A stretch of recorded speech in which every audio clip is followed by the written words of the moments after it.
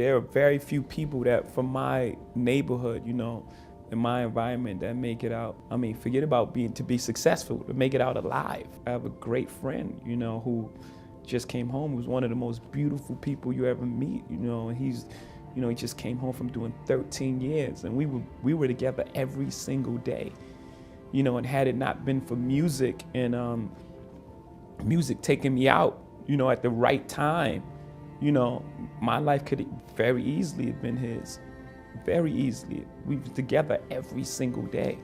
You know, we were into different things. We were into a lot of street things, and you know, just so happened I had a talent to make music. And a guy by the name of Jazz, who I started out with really early, you know, he got the opportunity, he got to deal with EMI. He had the opportunity to go to London to record his album.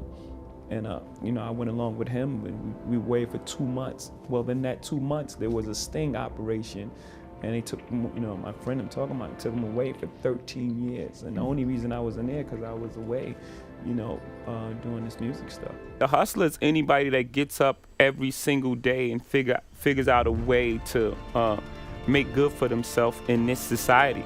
Hustler is anybody who has the drive to make something happen for himself. For us, being in the street, hustler meant that we had to find a different way because there were no jobs available. You know, the school system was shot. Right. You know, so we had to hustle to find a different way to make means for ourselves. Fail big. That's right. Fail big. Today's the beginning of the rest of your life, and it can be very frightening. It's a new world out there. It's a mean world out there, and you only live once.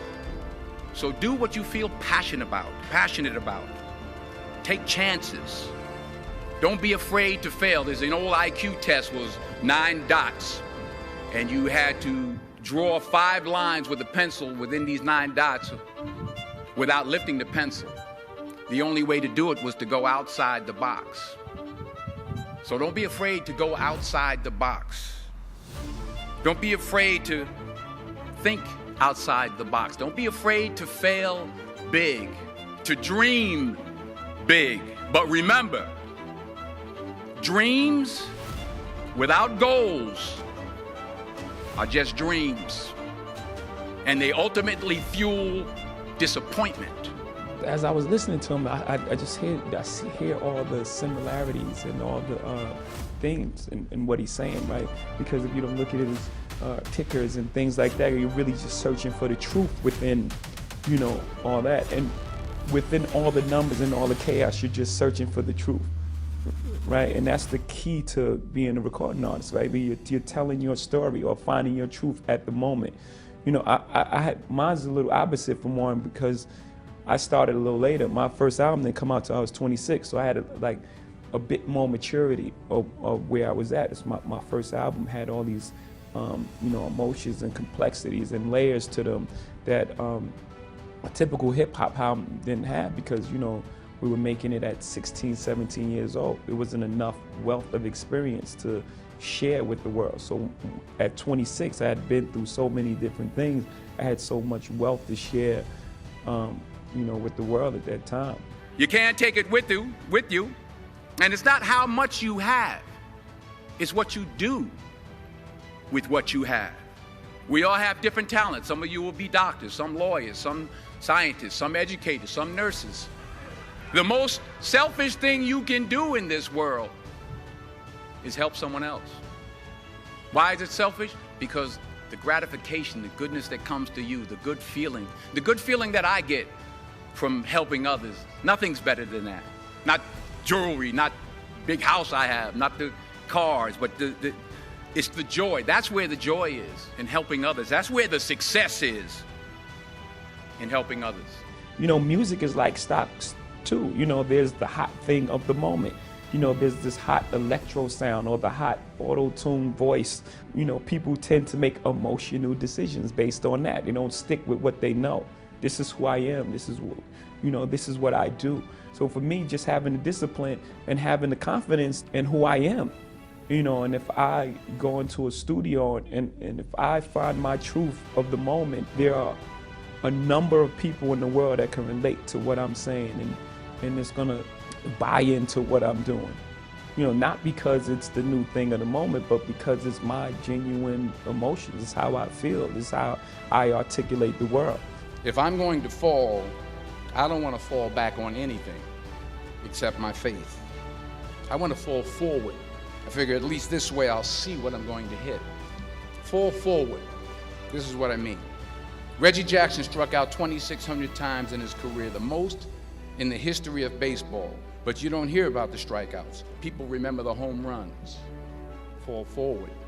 Yeah, that was the greatest trick in music that people ever pulled off, is to convince artists that you can't be an artist and make money. It was almost like shameful, like especially in rock and roll. You had to pretend that, you got these millionaire guys who had to pretend as if they weren't successful at all, or it would be like a detriment to their career. Hip hop from the beginning, it was always been aspirational. Just always broke that thing, that thing that an artist can't think as well. We were forced in the beginning. I wish I could say we were geniuses and said we're going to start our own company. That's not what happened. In the beginning, we went to every single label, and every single label shut their door on us. The genius thing that we did was we didn't give up. We didn't give up at that point. I think that, that was the genius thing we did. We started selling our own CDs, and then the record company came back to us. So now we had a different negotiation. You have to educate your children on the world as it exists today. But my child doesn't need the same tools that I needed growing up. I needed certain tools to survive my area that my child doesn't need. But also they have to know their history, what it took to get to this place, have compassion for others. The most important thing, I think, out of all this is to teach compassion and to identify with everyone's struggle and to know these people made these sacrifices for us to be where we are, and to push that forward for us. If someone's racist toward you, it's not even about you. It ain't about you. It's about their upbringing and what happened to them and how they led them to this point. Most bullies bully. Oh, you got bullied as kids, so you're trying to bully me. I understand. Right. And once I understand that, instead of reacting to that with anger, I can provide a softer landing. And maybe, oh man, are you okay? The most beautiful things are not these objects. The most beautiful things are inside. The most beautiful things are the friendships I have, person I've become. Like that's what this chapter is.